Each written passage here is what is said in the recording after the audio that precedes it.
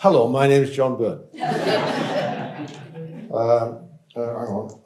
Okay, this is my title. Are you taking your aspirin? You know who I am, you know where I come from.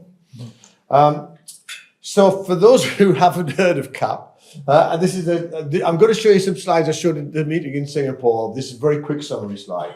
So when Fiona was a medical student, Fiona Lalou, who was the first speaker, I gave for a project 40 years ago to work on polyposis, where we were hunting for the gene.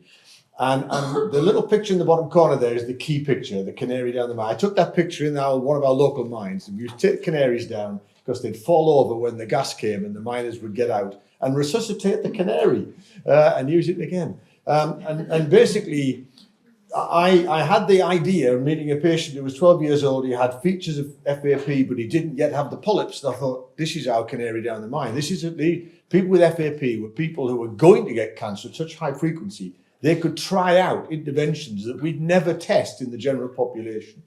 And so I then met John Mathers, who's a professor of nutrition, and Tim Bishop, a long-term friend who was a statistician and epidemiologist. And we set up the first study in CAP1 in 1993. It took us a couple of years to get the money. And we gave aspirin and starch to altogether about 200 teenagers with FAP. Just as we started that, we were involved in the discovery of the first of the mismatch repair genes. And so in 1996, 30 years ago, Henry Lynch came over to Newcastle, that's at Durham Cathedral, with JP Mecklin, who was running the big registry in Finland. And I said, we said, okay, let's do the same thing with these patients with Lynch syndrome, because they don't get thousands of polyps. So it's a much easier group to work with. And everyone agreed, and we said we'd use the same interventions, and we used enteric-coated 300 milligram aspirin tablets, and we gave them 2 aspirins because we thought that was as much as we dared give them. And we gave them a novolose, which is a form of high amylose starch, which you can't digest, which gets into your bowel and is good for your bacteria, basically. And so CAP2, we started in 1999, and we recruited 937 people with Lynch syndrome, and we did in 43 centers in 16 countries, and we published in 2011 that it appeared to work. And that was when we set off to do CAP3, because CAP3 was going to be necessary to see if a smaller dose of aspirin would work. Now, meanwhile, we kept on going with CAP2, and this is the paper that I will dine out on for the rest of my life. And this was in 2020, and basically this is a fairly self-explanatory slide. If you look at the red line and the blue line, on the left-hand side there is the cumulative incidence of bowel cancer. And so basically this is the proportion of people who've got a bowel cancer over 20 years. And about 30% of them in the placebo group got bowel cancer, and about 15% of the people in the aspirin group got bowel cancer. It is a barn door result. And the important thing was 2 important points here. The first was we gave 2 years of treatment to everybody. In some cases, we kept them in for a second 2-year term. So after 4 years, we stopped the aspirin. And at first we didn't see any effect. So these people did not take any aspirin after we gave it to them. So all of this effect was the consequence of those 2 to 4 years of aspirin. It lasted for at least 10 years after the aspirin stopped. And the reason for that almost certainly is it was getting rid of the things that were going to become cancer in the next decade. And we now know about all these aberrant crypts and things that have got the beginning of the changes. So what we were probably doing was helping the body to destroy those things. The second important thing is there that nobody knew what they were on until 10 years after we started the trial. And it took us so long to do it, we forgot whether it was 10 years from the start or 10 years from the finish of the aspirin. So you can see it's somewhere between 10 and 12 years we unblinded everybody. But then we followed them through for another 10 years using the National Registry in Britain and Finland. And you can see it just kept on working. So what it meant was that the incident rate ratio, now this is an important statistic. So this is looking at all your cancers, not just your first cancer. Oncologists use hazard ratio. In other words, the time to whether you got better or you died. It's a kind of, an end point. Dying is obviously an end point. Whereas what we're interested in is how many cancers you get. And it's not a one-off thing. You might get 2 or 3 or 4 or 5. So we have a different statistic called incidence rate ratio, which counts all your cancers. And if you looked at that group, the people who were basically counting all the cancers, it was a 50% reduction. But even on intention to treat, this is the hardest test to pass. So if somebody joined the trial, did it for a week and then went on their holidays and lost the tablets and gave up, we still counted them. So in other words, we counted everybody who agreed to take aspirin, even if they didn't. Oh, what happened? Oh, there, I've lost that screen. And you can see the top line there, that even on that level, it was down to 65% of them in the aspirin group getting cancer. So it was still significant. That p-value of 0.04 at the top means that it is satisfactorily significant to say that as long as you agreed to take the aspirin, you were better off than the people who didn't. So what that meant was that for every 25 people we gave an aspirin to, or 2 aspirins to, we prevented 1 colon cancer in the following 10 to 15 years. And so that obviously supported us getting the funding for CaPP3. Now, NICE recommended aspirin, but they basically sort of fluffed about how much to give because we didn't know. We thought 600 was more than we needed to give, as all the other literature, which we haven't got time for tonight to go through. But there's a lot of indirect evidence that a smaller dose would work. So what we've been recommending up to now is a standard aspirin or a half an aspirin for a smaller person. Yeah, and that's what you'll have all have seen. But as you'll recall, those of you who were here last year, I came here last year and said the smallest dose works. So everybody cheered. And now you're all saying, why haven't you written the paper yet? Well, believe it or not, we've been writing the paper since then. And I submitted the 3rd revision to the Lancet group yesterday, and it was 323 pages long. Okay, it is very hard to get this stuff published. Now, I want to show you some of the slides of why that is, but it is going to get published very soon. So we did this mostly in the UK because we have this wonderful system where each centre was getting funding for recruiting to trials. So our 26 sites recruited 1,567 people. We needed 2,000. We didn't quite get there. We got to 1,879. Some of those dropped off because they got their variant downgraded. They'd been told it was Lynch, and then they said, well, it might not be Lynch. So we kind of took them out as part of the analysis. And you can see that these other countries recruited a smaller number, but they also made a useful contribution. And each of those centres had to set the trial up separately, because when we did CaPP2, we just rolled around the world, gave a talk and recruited them and sent them the tablets from our department. And then somebody said, actually, you shouldn't be doing that. You should be shooting through the hospital pharmacy and blah, blah, blah. So it got a lot harder as we got into the CaPP3 trial. And the design was as shown here. So we decided to give people either 100 milligrams, 300 milligrams or 600 milligrams, but we couldn't give them 100 milligrams in the open phase, in the 3 years when they were just getting it a prescription, because you can't prescribe 100 milligram tablets in Britain. This goes back 120 years. We never gave Bayer a patent for aspirin, so they've never got to sell their 100 milligram tablets in Britain. It's a long story. Anyway, so but basically 100 to 75 is about the same. It excited the referees, but basically bioavailability is about the same for those 2 tablets. So we gave them 2 years, and many of you are in the room, and those of you who are, thank you so much for sticking with this, because it was a hard task. They would take their tablets from those bloody awful, I know. The amount of traffic that those things generated. So we had this weird idea that we give the aspirin twice a day, and you'd get 3 tablets, at least one of them would be real, but not all of them. And so you would then get either 100, 300, 600, and you wouldn't know what dose you were on. So we could collect some unbiased data on the side effects.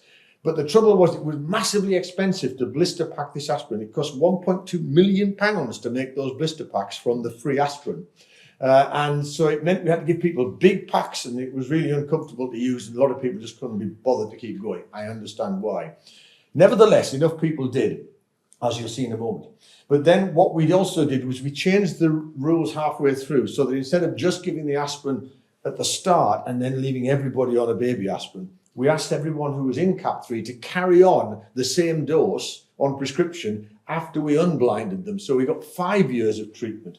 And the last person in Newcastle was Robin, and he was the last patient, last visit, a few months back in 2024, a year ago now, nearly 2 years ago.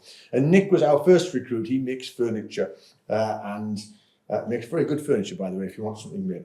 Anyway, the other thing, just finally to say here, is that more people were in the 600 milligram group, because we talked to some very clever statisticians, and they all concluded that if we put more people in the 600 milligram group, then we could do 2 separate questions, comparing 600 to 300 and 600 to 100 to see whether they were the same. Now, I didn't know anything about non-inferiority trials. I'm a geneticist. But non-inferiority is really hard to prove. How do you prove something is as good? It's like trying to prove a negative. And one of the things we found when we talked to GPs was very helpful. So Sam in Leeds and the team, in part of our big program grant, did a survey of more than 1,000 GPs. And we asked them, if we said 600 milligrams was the right dose, would you prescribe it? And only 62% of them being, where's Nicola? Has she gone yet? Oh, there you are. Only 62% of the GPs said we would prescribe it, even if Professor Burn said to, because they're really awkward GPs. So that was really helpful because, in fact, if we said 100 milligrams, then 91.3% would agree to prescribe it. So what we argued was, if we could see at least a 25% reduction with a baby aspirin, that was in practice as good as a 50% reduction with a dose nobody would ever prescribe. Make sense? So because in you're doing these sort of trials, you have to say at the start, how good does it have to be as good? Okay? So what we said was that if in fact it reduced by 25%, we would regard that as good enough to prescribe a smaller dose. Make sense? Okay. So that was the first test we had to pass. Then, now I'm showing you these. You don't need to, I mean, basically the bottom line is the small dose work, but you just want to see why this is so hard. So not only do we have to define what was an acceptable non-inferiority, but we also got into this big debate about first and second cancers. So we introduced right from the start this rule that said we will give equal weight to the incidence rate ratio. In other words, people with Lynch syndrome want to not get cancer, and it's all the cancers we got to count, not just the first one. Because if you remember that graph I showed you of the CaPP3 trial, nothing happened for the first 4 years, okay? And that's not surprising. If you were trying to do a study on cigarettes causing lung cancer, nothing happens for the first 20 years if everyone stops taking their cigarettes. You don't prevent a cancer overnight. You prevent it over a long period of time. So basically the hazard ratio is bad for us in two ways. First of all, it's bad because it only counts the first cancer. Secondly, the first cancer is the worst cancer because that's the one we're least likely to prevent because it's already in the system. So what we really want to do is count the next cancers down the line, okay? So hazard ratio is the hardest test to pass. Okay, now, the final thing to say is that if you do a trial like this and everybody just goes on holiday and throws all those things in the bin, then 100 will be as good as 600 because like they'll all be the same because nobody took any tablets. And so what they say is you have to work for both the intention to treat and the treatment group. Now, however, what we knew when we looked at CaPP3 was that they did take the tablets because the people who were getting the big dose had exactly the same incidence of bowel cancer as the people who took 600 milligrams in CaPP2. They could only have got there if they'd been taking their tablets. Make sense? So in other words, we had indirect evidence that the per protocol group were really taking their tablets, which meant that we didn't necessarily need to worry about just relying on intention to treat. Okay, recruitment was great, but of course, as we know from all our conversations, most of the people we know with Lynch syndrome either have MSH2 or MLH1 because they're the more severe forms, if you like. They're more likely to present to us and turn up in the clinic. So most of the people we tested were in those groups, and we only had a very small number of PMS2 and one EPCAM and one EPI mutation. We got exactly the right recruitment. The mean age was almost exactly the same as CaPP2. That's important. In other words, this population was very, very like the CaPP2 population. So they were very comparable. So this was the key take-home message. I probably showed you this slide last year. I'll just show you it again. That when we just look at bowel cancer, which wasn't our primary endpoint, Lynch syndrome cancers as a whole was our primary endpoint this time. But bowel cancers, it was a bit weird. So the 100 milligram group is the blue line here, and they were the least likely to get bowel cancer in the 100 milligram group, only 22 cancers there, whereas we had 33 in the 300 milligram group. And we had 36 in the 600 milligram group, but remember that was bigger. So actually the worst performing group were the 300 milligram group, which was a bit weird, but actually I think I can explain why. Because if you look at all Lynch cancers, then the same picture appears that the 300 milligram group is the red line and they were doing less well overall. The first thing that slowed us down last year was we realized that when we started this study, Lynch cancer didn't include bladder and prostate, but by last year it did. So we had to stop and redo all the analyses and include the bladders and the prostate, which slowed us down. The key point about this curve is to just look at the 40-month line. Remember I said nothing happens in the first 4 years or so. So if you just put an eye line on that, you can see that basically what happened was the 300 milligram group had a bad start. Before the aspirin kicked in, they just happened as a group to get a bunch of cancers.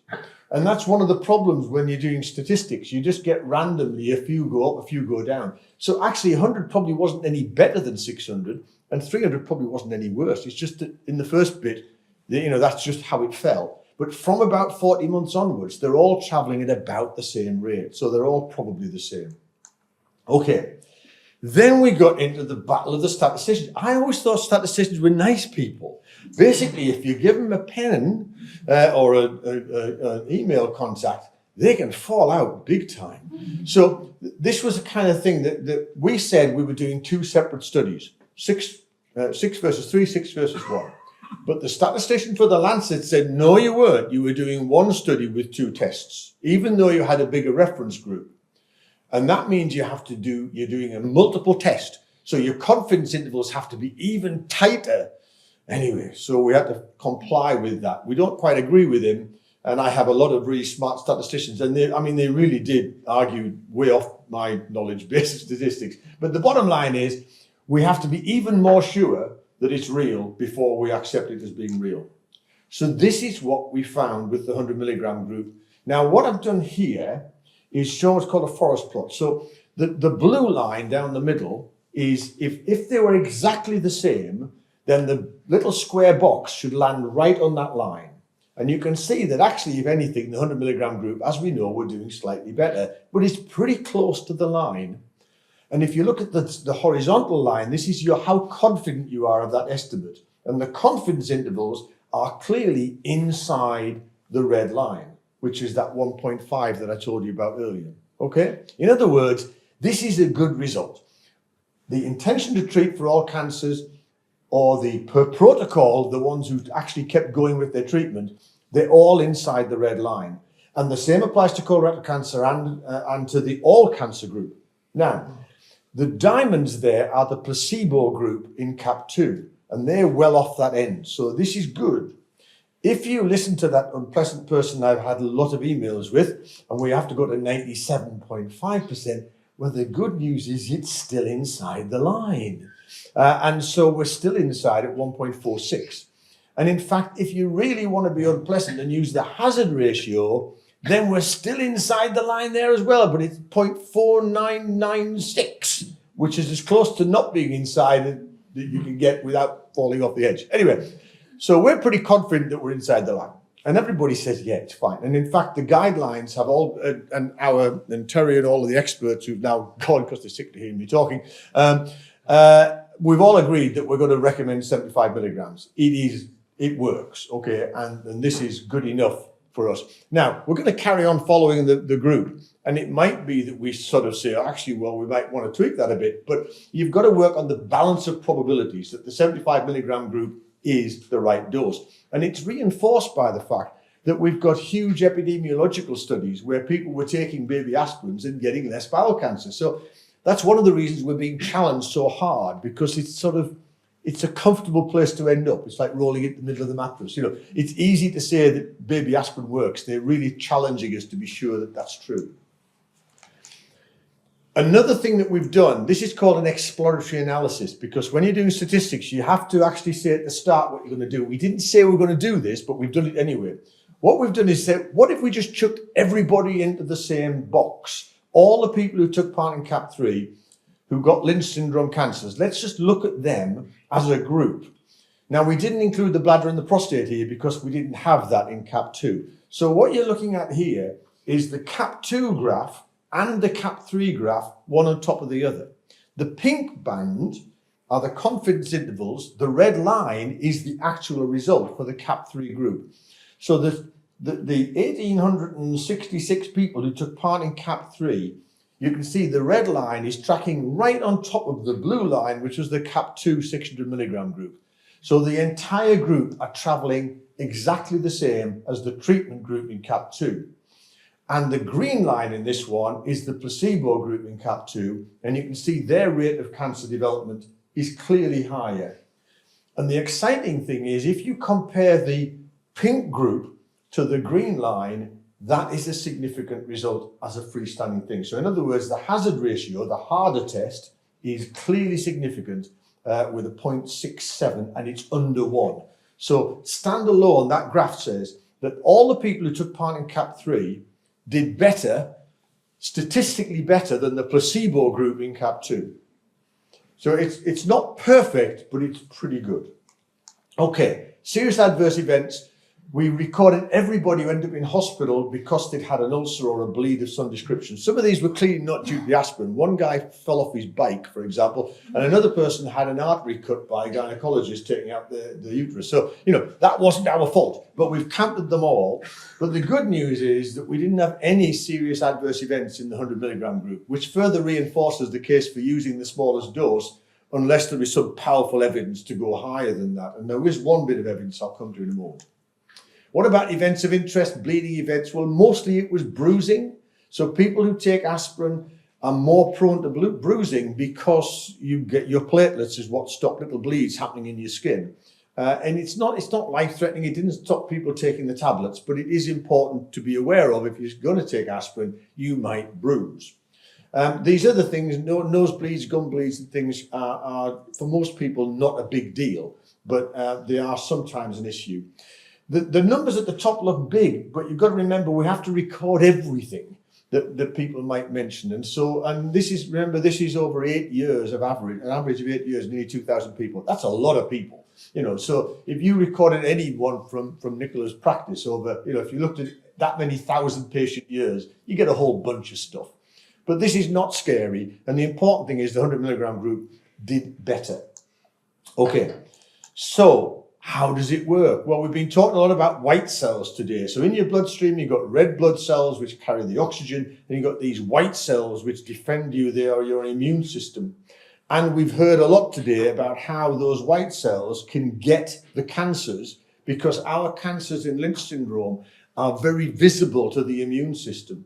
So your white cells can spot them. And remember I said earlier, when we looked at our CAP patients, the people who had the most white cells in the lining of their gut were the ones least likely to get a cancer, okay? So that's all fitting together, that the white cells are good and they are defending us against cancer. So how does the aspirin fit into this? Well, I grew up in the days when, like Nicola, when platelets were little blue dots. So you look at a blood film, there's all those really interesting donut red cells, and then there's little blue dots, and they're called platelets. And little platelets are plug holes, and they're kind of boring. They haven't got a nucleus. They're just a kind of little blue dot. However, if you look at them more closely, and especially if you look at the platelets when somebody's got cancer, they look very different. They look like a monster from the deep. These things are little chemical factories, and they're doing all sorts of stuff that we didn't realize. And what's exciting and interesting is that, so Carlo and Paola are part of our new research group, and they came up with this idea 25 years ago. They said platelets are involved in cancer prevention. And I haven't got time to tell you about all the research, but I'll just tell you about just a couple of the things that they did. Because what they have demonstrated with them and some other members of our group have shown that basically these funny platelets release a chemical called thromboxane. Now, thromboxane A2 is a poisonous chemical that comes out of these platelets. And particularly when cancers are happening, they seem to go bad. And they stop your white cells from working, which therefore stops them protecting you. So if we block the platelets, we get rid of the thromboxane and allow the white cells to do their job. And so we think, and the exciting thing is thromboxane you can measure in the urine. Urinary thromboxane is very robust. So when we're doing all that musical study, the other thing we want to do is measure thromboxane levels in people, whether or not they're taking aspirin, because this could be our cholesterol. Just as we know whether people are at high risk of heart attacks because they have a high cholesterol, it might be that if you've got a high thromboxane level in your urine, you need to take a bit more aspirin, or maybe you could take a bit less aspirin. Instead of everybody being on the same dose, we can use thromboxane as our measure. That's our theory, at least. So we've got another 5-year grant. When are you going to retire, Linda said. Not yet. So the exciting thing is that, there's a couple of studies there that were done by the members on that list. I'm not going to go through them. But one of them, well, two very quickly. One of them is a mouse that gets polyps and gets cancer called the APC-Min mouse. They found that if you took out the COX-1 enzyme from the platelets, which is the same as taking aspirin, then they get fewer polyps. So in other words, you can simulate aspirin by just taking out the enzyme that aspirin blocks. And then the other one was that we measured the thromboxane in the aspirin trial. These are several thousand people. And Ruth is my partner in this. She's running a prevention, not a prevention trial, an adjuvant trial. So people who've got cancer, they're giving them some aspirin as well to see if it improves their outcome. And it seems to improve their outcome dramatically. What Diana did was measure the thromboxane levels, and a baby aspirin was all you needed to take the thromboxane down in those people with cancer. And then the final big breakthrough last year was from Rahul. So G and working under Rahul and his team, they had a mouse where they basically gave it thromboxane analogues, and it got lots of cancers spreading around its body. And then they took out a gene called RGF1, which stopped the thromboxane stopping the white cells. That makes sense. So basically they can engineer the mice to not be sensitive to thromboxane anymore. And then the white cells went and killed all the cancers. So this is very cool. So now we've got a biological story. It's not the whole story, but it's an important one because it means that blocking platelets credibly stops cancers happening. So can we use thromboxane levels to predict the need for aspirin? That's our next big question. So here's the summary. After 8 years, 30% of the CaPP3 recruits who are on the lowest dose of aspirin had the fewest Lynch syndrome cancers. That's the take-home message. So after 8 years, we couldn't see that they were any worse off taking a baby aspirin.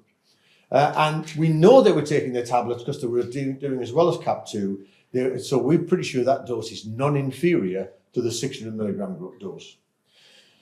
Antiplatelet dose of aspirin reduced the cancer burden in Lynch syndrome. That is the message. Now, the UK guideline now will be that we give everybody 75 to 100 milligrams of aspirin, depending on where they live in the world. In America, it's 81 milligrams, for example. And we're suggesting starting it 5 years before you would start your colonoscopy because it takes a while to kick in. So if we're going to start your colonoscopy at 25, we'll start your aspirin at 20.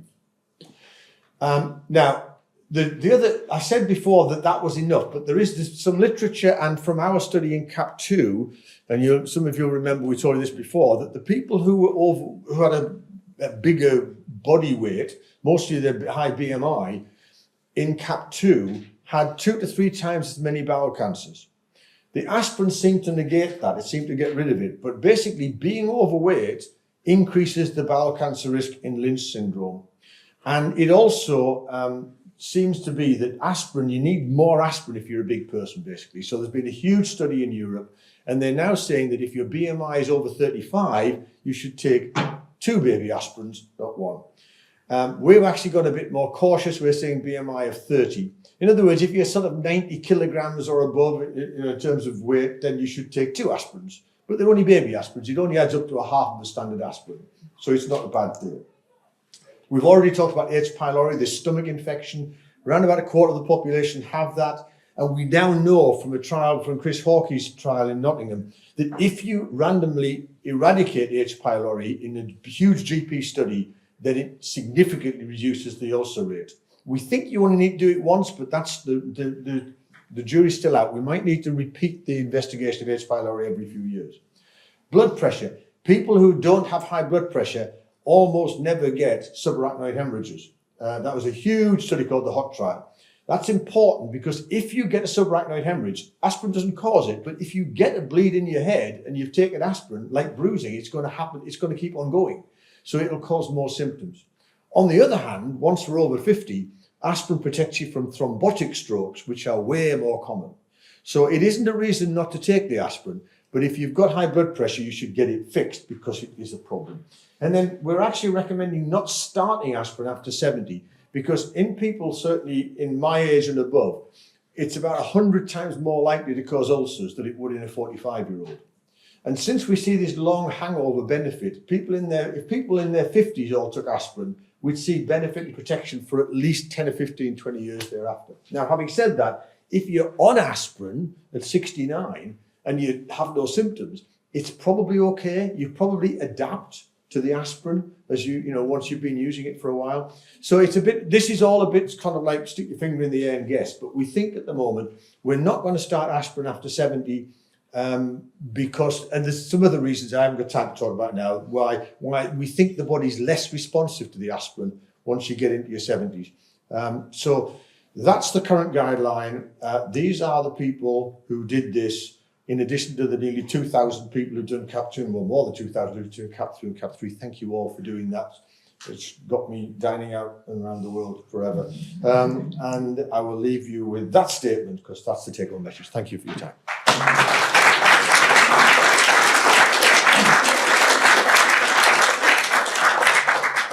Yes. From what age? So we're saying start at 20 if you're of MSH2 or MLH1. Start at 30 if you're MSH6 or PMS2. The weakest case is PMS2 because we know that's the one group where taking out the polyps seems to prevent the colon cancers. But actually aspirin also prevents the polyps. And if you can, you're better off not having lots of polyps chopped out because they're more likely to bleed and all the rest of it. What about if you haven't got the gene? We've also got questions in Glasgow, John. Sorry, the question is when to start. No, sorry, I'm saying we have a question. Oh, you have a question? Yes, sorry, yes, shoot. Hi there. I'm 35, and you're saying that if I start aspirin now, it maybe lasts sort of 20 years. Would I need to have a second 5-year dose? No, sir. When I'm in my 50s, or should I hold off for now? No. Start. Just don't sue me if you have a bleed. Okay. So no. What we're saying is that just as we do with people who take aspirin because they're at risk of clots or if they've got atrial fibrillation or whatever, what we're saying is if you've got Lynch syndrome, it is safe and wise and sensible to take a baby aspirin as an adult. And there's nothing to stop you carrying on taking it. The benefits will last for many years after you stop. Sorry, go ahead. Mic's not working. Is my mic not working? You good? Well, it was there, but just before baby aspirin, we didn't hear what you were saying. Okay. What's it sound like now? Is that working? Yes. We can hear Okay. it. So what we're basically saying is taking a low dose aspirin. Oh no, it's gone. What? Grab a hand out. I'm going to hang. So like Univision. All right. So like I'm going to use a microphone. Okay. I'm not saying stop and start. We've talked a lot about this, but we think the logical thing to do is to just basically start a baby aspirin and stay on it. If you don't have any problems with it, no symptoms, just keep taking it. But we would probably suggest stopping when you get to 70 because you'll see another 10 or 15 years benefit off the end. But if we're right about killing the things that will become cancer in the future, then you're going to get a rolling benefit all the time. The aspirin you take now is helping your immune system kill off things that might become a cancer in 5 years' time. Yeah. So there's no logical reason to stop. It's a very cheap. And the other thing is that my friend, another GP friend of mine, I have more than one, says that she actually prescribes the aspirin the first time, and then she just tells people to buy it for themselves from the chemist because it's way cheaper than getting a prescription filled. So the 75 milligram dispersible aspirin are cheap as chips, although there is a shortage at the moment, and it wasn't my fault. Right, I take lansoprazole alongside the aspirin. Is that okay? Yes, it to protect the life? Yes, so we didn't trial it because we couldn't afford to trial it, because if we put people on that, it would have cost us a fortune. However, there's no reason not to take it, but we're not recommending you take it if you don't need it, because there are still some anxieties about long-term acid blocking. The acid's there kind of biologically for a reason. It helps kill off bugs and things in your food. So if you can manage without it, that's good. But if you need it, that's also okay. I've been taking it for a long time, ever since I started aspirin. So Okay, well, you might try without it and see if you can manage.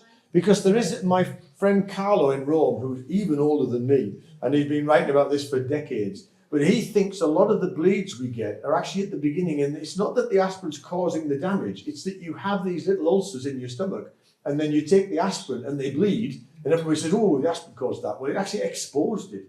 But once you've kind of got past that, then you can maybe manage without the lansoprazole. So you could try and tail it off. But, you know, it's okay to have a holiday from your aspirin. I mean, this is not a kind of, you know, you're not going to, it's not like insulin for diabetes. This is a long-term intervention. Did you have another question in Glasgow? Yes, we did.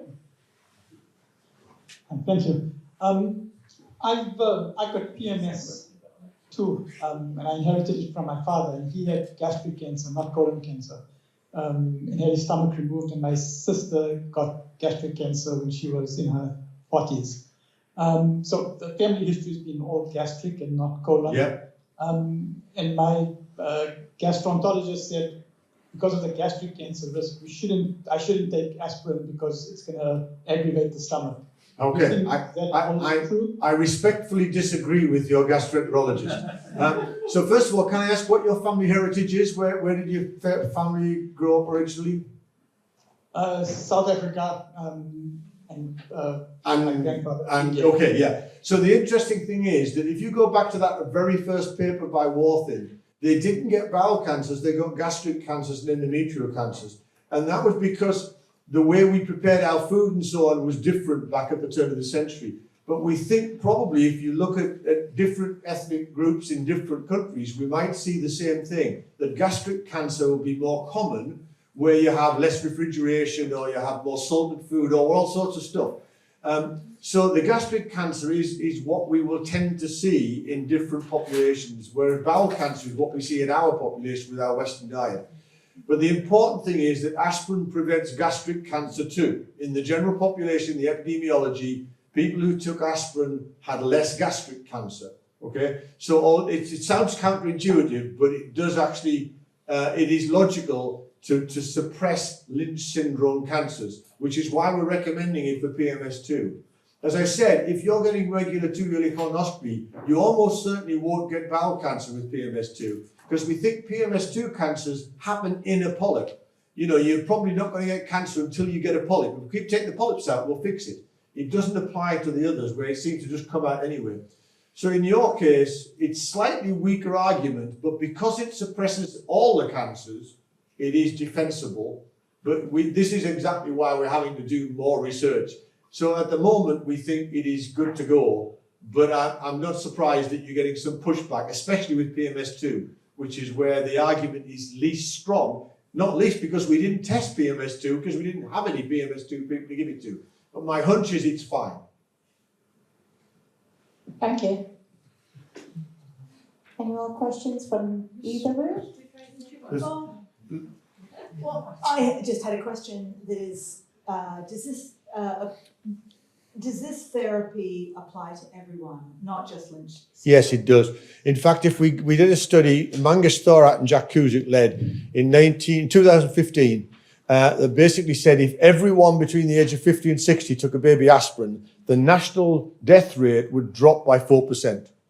That's overall, all the side effects and everything taken account of. It's mostly about cancer prevention. The cardiologist got there first, but the cancer impact is bigger. Can I ask, you have an American accent? Oh, no. Canadian. Canadian, oh, that's